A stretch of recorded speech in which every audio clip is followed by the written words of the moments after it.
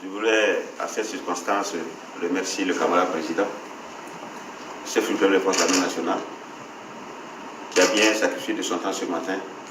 D'abord, qui a bien voulu m'élever à ce rang de général de division.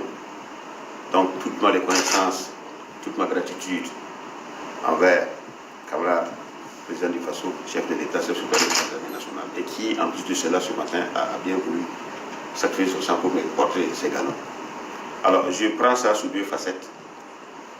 D'abord, c'est une preuve de confiance renouvelée à ma modeste personne pour la conduite de la mission qu'il a bien voulu me confier.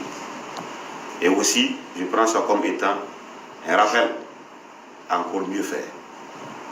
Beaucoup de choses ont été faites depuis ces 3 ans.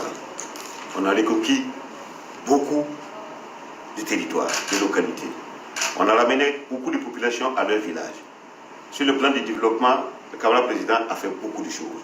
Parce que le combat qu'il mène, ce n'est pas seulement sur le théâtre de bataille pour le conquête du territoire, mais il mène un combat global sur tous les plans de la nation. Tout ce qui permet à la nation de vivre, d'avancer, de progresser, il est là-dessus.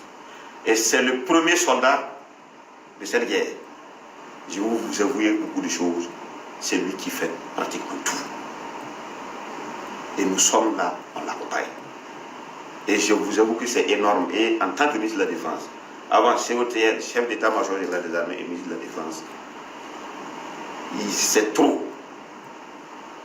Donc, j'exhorte tout le monde à redoubler davantage d'efforts, tous ceux qui sont ici, qui ont l'occasion de m'entendre, à ce qu'on redouble beaucoup d'efforts pour le soutenir, l'accompagner et l'aider pour que véritablement le sacrifice qu'il a accepté de faire, sacrifier sa jeunesse. Nous sommes des anciens. On a bientôt 60 ans, c'est déjà 60 ans. Mais c'est un véritable sacrifice.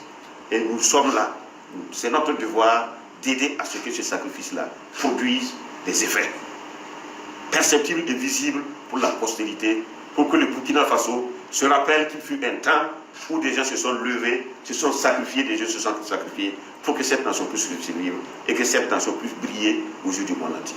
Donc, je vous remercie, camarade président, et je vous renouvelle en tout cas toutes nos disponibilités à œuvrer, à faire de ce qui est notre possible, en tout cas, pour ce qui nous reste encore de vie, que Dieu voulait bien nous accorder, pour en tout cas aller de l'avant dans cette lutte qui a été engagée, irréversible, pour laquelle il faut qu'on aille jusqu'au bout. Merci, camarade président. Merci beaucoup.